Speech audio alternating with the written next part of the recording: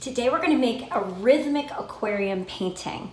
And the reason why we are doing it is because rhythm is that sixth principle of design after balance, contrast, emphasis, movement, and pattern. And rhythm is similar to pattern.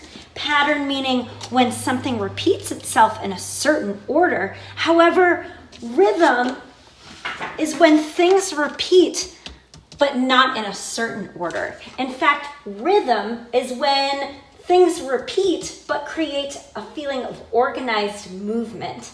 And it creates a mood like music or dancing because the things that are repeating are not in a certain order but have some variety to it. Variety meaning some differences. So today we're going to create a rhythmic aquarium painting. Since you guys already know how to draw those little fish so easily, this should be great for you. In order to do this lesson, what you are going to need is a blank piece of paper. You are also going to need a black marker. If you don't have a black marker, you can use a black crayon or a black colored pencil. You're also going to need to use a cup that might have two sized circle tracers, one small, one big. If you don't have a cup to use as a circle tracer, that's okay. You can just hand draw your circles. They don't have to be perfect at all. You're also going to need some colored crayons and watercolors. If you have watercolors, that means you're also going to need some water and a paintbrush. If you don't have watercolors, remember, you can just use your crayons to color in. The first thing that we're going to do is we're going to get out that cup and let's try to draw our larger fish on our page. And our larger fish are going to be the larger circles or ovals, whatever you prefer. If you are hand drawing your fish, remember you can either make them circles or ovals. It's up to you. They don't have to be perfect. But we want some large fish on our page, but they don't have to be in a certain order. They can go off our page. It's really up to you. So the first thing that we're going to do is we're going to get out that cup, find any place on your page, doesn't matter where you would like to fit your first large circle for your first large fish. Put the larger circle tracer down on your paper, take out that black marker.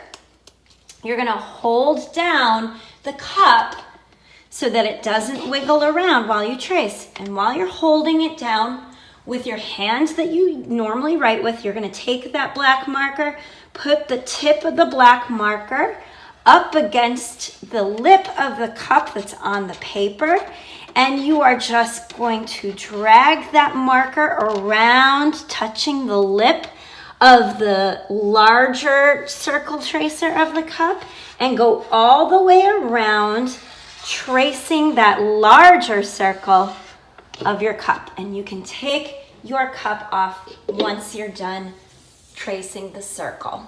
Okay, now that we have that circle, we can start adding the different details of the fish. So on one end of your fish, just like how we learned before, you can do a diagonal line up on one end and then leave a little space and a diagonal line down. This is going to be the fin. Either you can just make a straight vertical line up and down, up to you, or if you want to, you can take your marker, make a dot halfway between, do a curved line down from the diagonal line to the dot, and then a curved line from that lower diagonal line back to the dot as well. Next, let's give our little fish a dot for its eye, the number 3 for its lips on the other side of its tail, and you can add a small, long rectangle on the top of its head for a fin, one over here, a smaller one for the lower fin, and again, kind of like a curved letter W for the lower fins. Awesome, so we have one larger fish on our page. Let's draw another larger fish, but this time, this one can go off the page. So kind of diagonally across, either you can leave it on, if you have enough space to leave one on your page, you can do it fully on your page, but if you don't have a lot of space, you can have it off your page. Since I do have a lot of space, I'm gonna have my next large fish be on my page. So I wanna give enough room on this side to add my little fin, but this looks like a good area. So again, I'm gonna hold down my cup, take my marker, and then again, trace around the larger circle of my cup, going all the way around to make a nice round circle. Again, if it is not perfectly circular, that's okay. It does not have to be a perfect circle. Now let's again add our fins. Diagonal line up, diagonal line down. It's okay if it goes off the page. Dot halfway, just like that. Okay, I'm gonna add my dot for its eyes, the number 3 for its lips, rectangle on the top of its head, smaller rectangle on one side, curved letter W on the bottom. Okay, so that's about all the large fish that I want to add. If you want to add more, remember, they might have to fit off your page. It's up to you. I'm going to start adding some of my smaller fish. So instead of using the larger lip of my cup, I'm going to turn it around and use the bottom of my cup as a circle tracer. So anywhere where I can fit some smaller fish, I'm going to take that cup, I'm going to hold it down so that the smaller circle is touching my paper. I'm going to use my marker to trace all the way around. Again, remember, your circle doesn't have to be perfect. And I might have this fish facing the other direction. So I'm going to have its tail on this side, but it's still the same types of lines.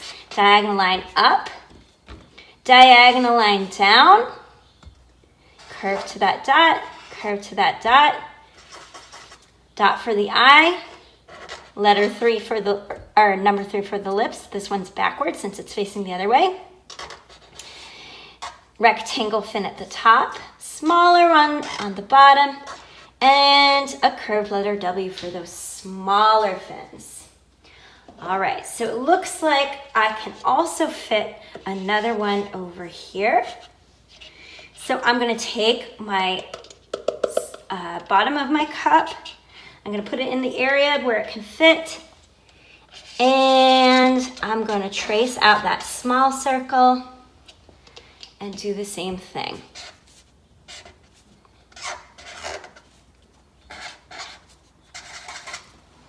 Awesome.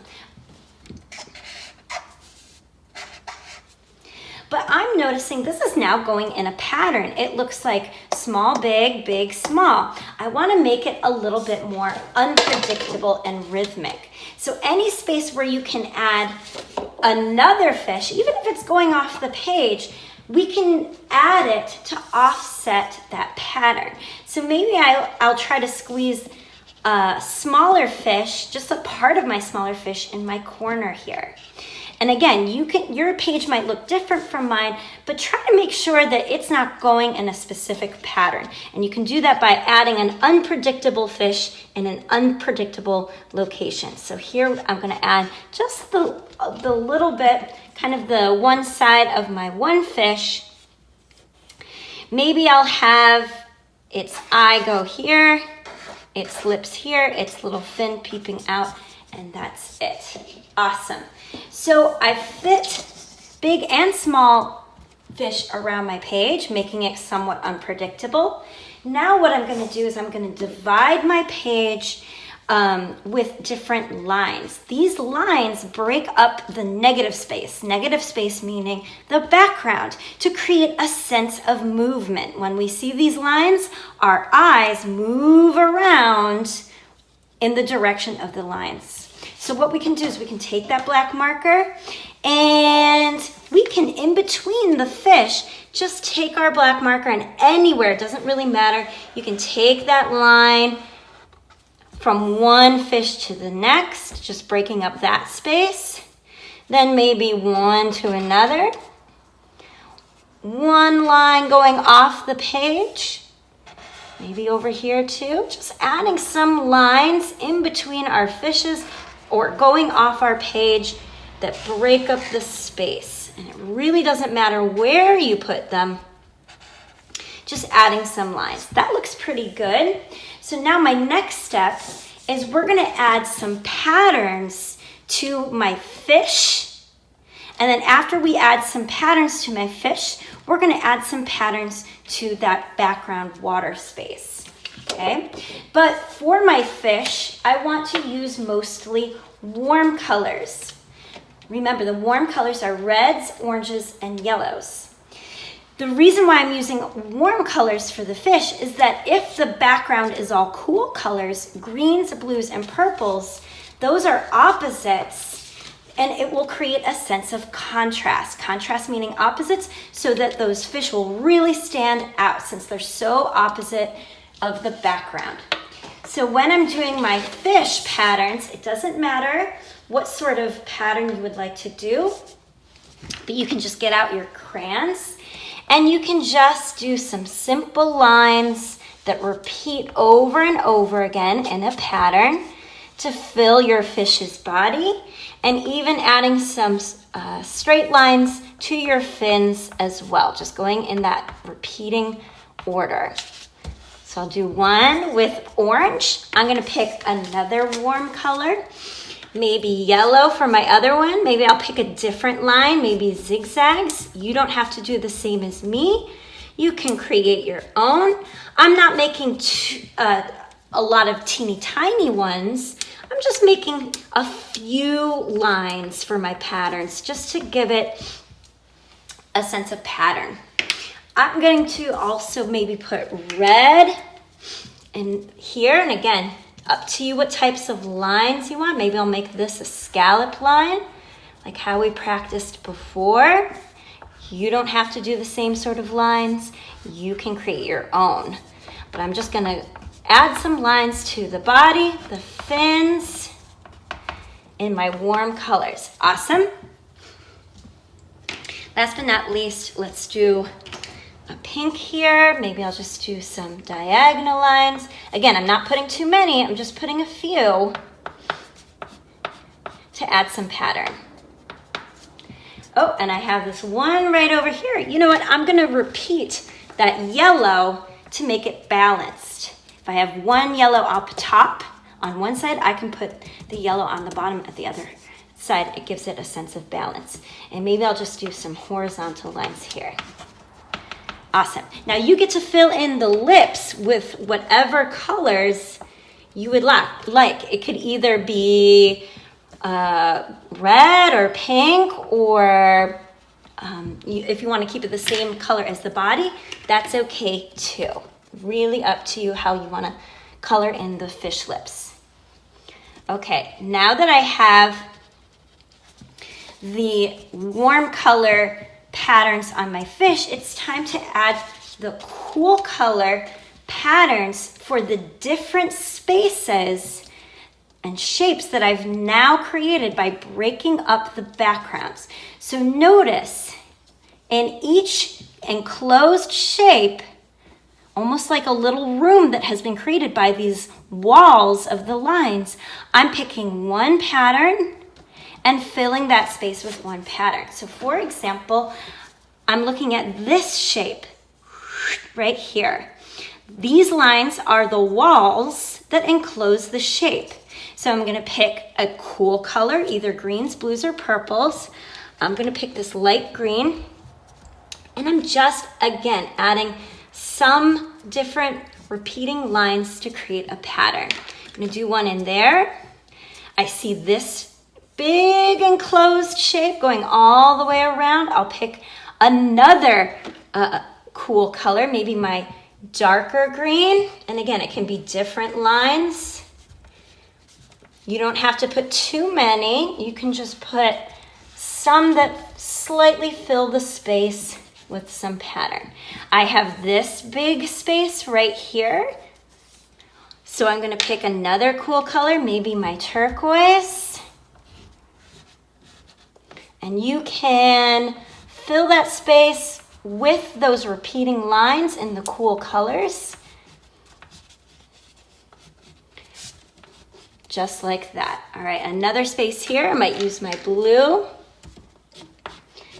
Again, your spaces will most likely look different from mine, and that's okay. We're just looking for the space that has been created by these lines, and then using our cool color crayons to fill them in. And we're just doing some patterned lines. Patterned lines meaning they're just repeating over and over again. All right, I see I have just two more spaces. One here, one here. So maybe I'll repeat my purple over here. And maybe I'll repeat my blue over here to keep it balanced. Awesome. Now that I have the patterns all drawn, now it's time to watercolor. And just like how we did the patterns, the fish's bodies are going to be in the warm colors. And the background, we are going to watercolor over those crayon patterns in the cool colors. So in order to get started, what you want to do is you want to dip your paintbrush in the water. Let's first start with painting our fish's bodies in the warm colors. Now it's up to you. You can either use the same color as you did the pattern to paint their bodies, or you can pick different colors. I'm going to pick different colors just to keep that sense of variety or difference. So I'll pick some color. Maybe I'll do red. And what I'm going to do is I'm going to find that first fish and I'm going to paint over the fish's body in that circle. I'm going to paint the fins. There we go. All right, if I'm going on to my next color, I'm going to wash out my brush by putting my paintbrush in the water, pressing up, down, going on to my next color. For this one, maybe I'll use yellow. Yellow is a warm color. And I'm just, again, painting on the inside of that fish's body, the circle of the fish's body.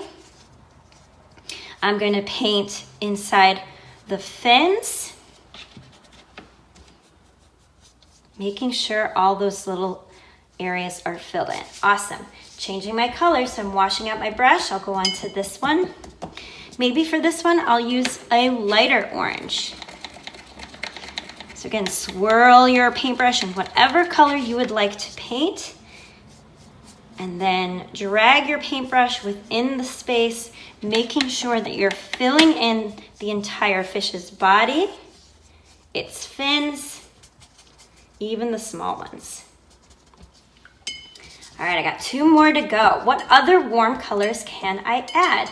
It looks as though there is a more purplish red, but it still is more red than purple, so I'll use that as one of my warm colors. That's fine. And last but not least, my little guy in the corner, I'm gonna choose this sort of medium orange to fill him in. Awesome.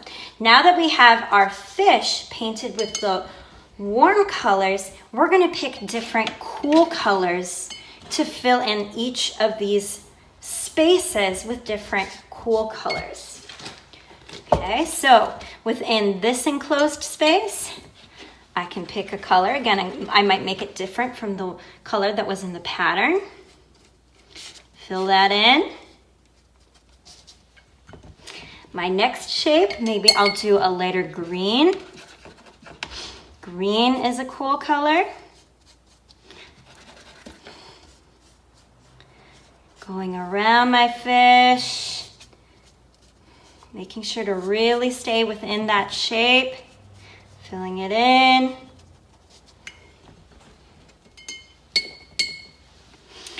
I also might put some turquoise down here. Turquoise is like a blue-green.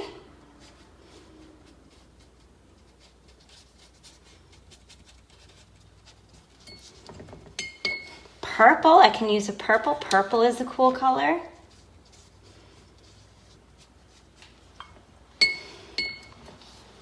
I can use a regular blue for this larger space. Going around my fish, trying to keep the watercolor of the cool colors in the background. And last but not least, I can repeat some of my other colors. I can use this regular green and maybe that light green again. Up to you. All right, friends, so it looks as though that I'm finished patterning and painting my Rhythmic aquarium painting, and I can't wait to see yours.